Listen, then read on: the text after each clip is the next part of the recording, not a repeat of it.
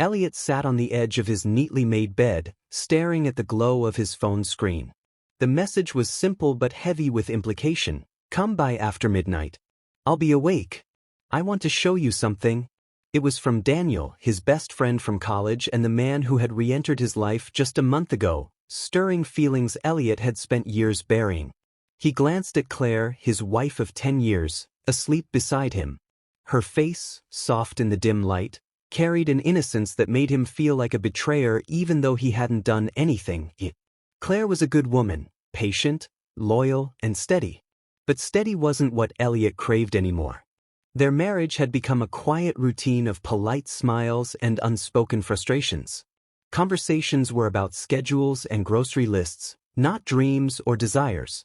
The touch of her hand no longer sent warmth coursing through his skin. It was a weight he bore out of obligation. Somewhere along the way, love had turned into duty, and now his heart longed for something different, something forbidden. Daniel's reappearance had been both a blessing and a curse.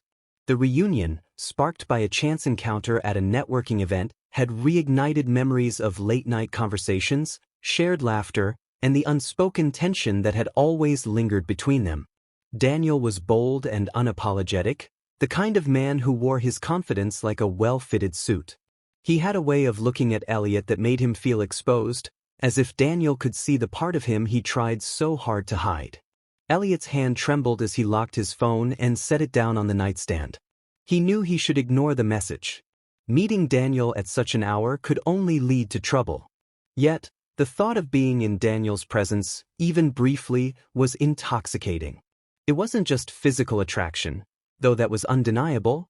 It was the way Daniel made him feel alive, understood, and free. The house was silent as Elliot slipped out of bed, his movements careful so as not to wake Claire.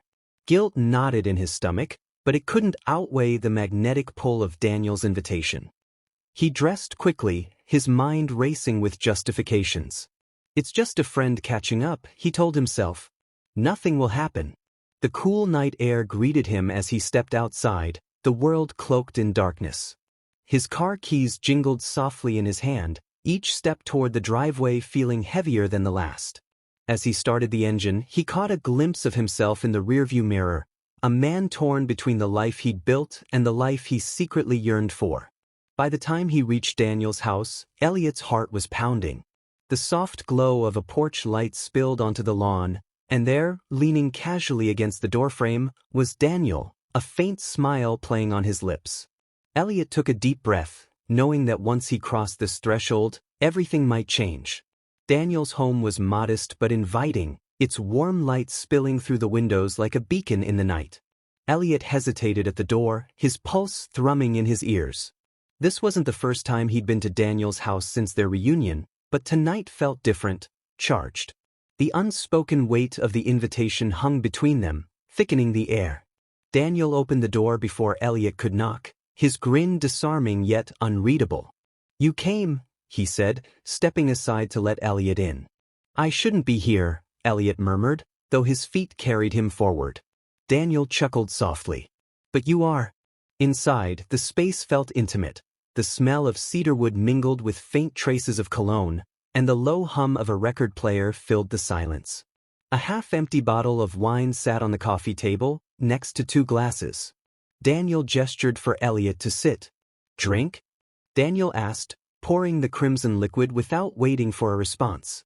Elliot took the glass, his fingers brushing against Daniel's briefly. The contact was fleeting but sent a jolt through him, a reminder of how alive he felt in Daniel's presence. They sat in silence for a moment, the kind that didn't demand words but thrummed with unspoken tension. "So, what did you want to show me?" Elliot finally asked, his voice strained with both curiosity and caution. Daniel leaned back, studying him with a look that made Elliot feel completely exposed. "Not something. Someone," he said. Elliot frowned. "What do you mean?" "I wanted to show you yourself, Elliot. The version of you that you've been hiding for years." Daniel's voice was soft, yet it struck like a thunderclap. "I see it every time you look at me. You don't have to say anything, I know." Elliot's breath caught in his throat. He wanted to protest, to deny it, but the words wouldn't come. Instead, he looked away, his grip tightening around the glass. You don't know what you're talking about? Daniel leaned forward, his tone gentle but unyielding.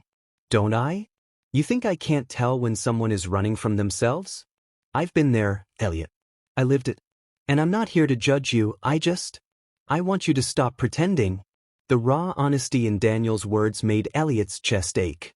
No one had ever spoken to him like this, peeling back his defenses with such precision. He felt exposed, vulnerable, yet strangely comforted. I can't, Elliot whispered, his voice breaking. I have a wife. A life. This, whatever this is, it's not possible.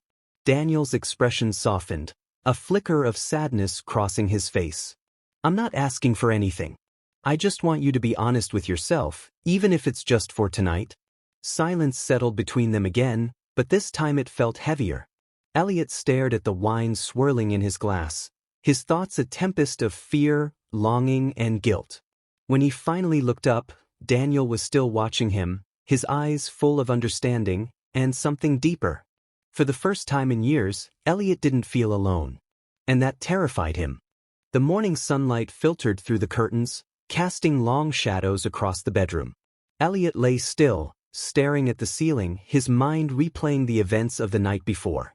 His body was back home, but his thoughts were with Daniel, the look in his eyes, the weight of his words, and the magnetic pull Elliot had fought so hard to resist. Beside him, Claire stirred awake, her soft hum breaking the silence. She turned to him, her expression warm but weary. You were restless last night, she said, her voice laced with concern. Elliot forced a smile. Just couldn't sleep, that's all. Claire studied him for a moment longer, her brow furrowing slightly before she slid out of bed to start her morning routine. Watching her move around the room, Elliot felt a pang of guilt twist in his chest. He wanted to reach out, to hold her, to remind himself that this life was enough, but the truth gnawed at him. It wasn't. Downstairs, the sound of coffee brewing filled the kitchen as they sat together in a silence that had become their norm. Elliot picked at his toast, Claire scrolling through her phone. It struck him how far apart they'd grown, how little they spoke beyond logistics. You've been distant lately, Claire said suddenly, her voice soft but probing. Elliot froze, unsure of how to respond. Work's been stressful, he offered, a weak excuse that neither of them truly believed. Claire sighed, her shoulders slumping. I just miss you, Elliot. It feels like you're here, but not really. Her words cut deeper than he expected, and for a moment he considered telling her everything. But how could he? How could he explain the storm raging inside him without destroying the life they'd built? Instead, he nodded, promising himself he'd try harder to reconnect with her, even if his heart wasn't in it. By midday, Elliot found himself staring at his phone, Daniel's last text glowing on the screen. Are you okay? I hope I didn't push you too far. He wanted to reply, to reassure Daniel that it wasn't his fault, but every time he typed a message, he deleted it. What could he say? That he felt like a man split in two, trapped between the safety of his current life and the terrifying allure of the one Daniel offered? As evening fell, Elliot made an effort to reconnect with Claire. He suggested they go out for dinner, hoping the change of scenery might bridge the growing distance between them. They sat at a small Italian restaurant, exchanging polite conversation, but the spark that had once defined their relationship was nowhere to be found. Later that night, as they lay side by side in bed, Claire fell asleep almost instantly. Elliot, however, remained awake, his mind drifting once again to Daniel. He felt like a man standing on the edge of a precipice, unsure whether to step back or leap into the unknown. The sound of his phone vibrating on the nightstand broke the silence. He glanced at the screen. Another message from Daniel. I'm here if you need me. Elliot closed his eyes, his heart pounding. The decision loomed closer, inevitable and inescapable. Elliot sat alone in his car, parked on a quiet street beneath a canopy of stars. The world outside felt still, yet his mind churned with chaos. Daniel's house was just a few blocks away. The glow of his message still lingered in Elliot's mind. I'm here if you need me. He tightened his grip on the steering wheel, his thoughts ricocheting between guilt and longing. Every part of him knew what was at stake. His marriage, his reputation, the life he had meticulously built with Claire, Everything could unravel with one step in Daniel's direction. And yet, the weight of his hidden self pressed harder, suffocating. For years, he had lived as the man everyone expected him to be. A devoted husband, a reliable provider, a loyal friend. But what about the man he truly was? Could he face a lifetime of suppressing his truth just to protect the illusion of normalcy? Elliot's phone buzzed on the passenger seat. He glanced down and saw a message from Claire. "Don't be late. We're supposed to visit your parents tomorrow morning." The familiarity of her words struck him like a jolt. For so long, Claire had been his anchor, grounding him in a life that had once felt secure. But now, that same life felt like a chain, binding him to an existence he no longer recognized. Before he could overthink, Elliot started the car and drove to Daniel's house. When he arrived, Daniel was waiting on the porch, his hands tucked into the pockets of his jeans. The sight of him, a figure standing steady amidst Elliot's turmoil, filled Elliot with equal parts comfort and fear. "I didn't think you'd come," Daniel said, his voice low but warm. "I didn't think I would either," Elliot admitted, stepping closer. They stood in silence for a moment, the air between them thick with unspoken words. Finally, Daniel broke it. "You don't have to do anything you're not ready for. But you owe it to yourself to figure out what you really want." Elliot exhaled, the words cutting through the fog in his mind. "What if I don't know?" Daniel's expression softened. "Then start small. Be honest with yourself first. The rest will come." The simplicity of Daniel's response felt like a lifeline. For so long, Elliot had believed his choices were all or nothing. Stay in his marriage or abandon it entirely. But maybe, just maybe, there was a middle ground. They moved inside, the warmth of Daniel's home wrapping around Elliot like a gentle embrace.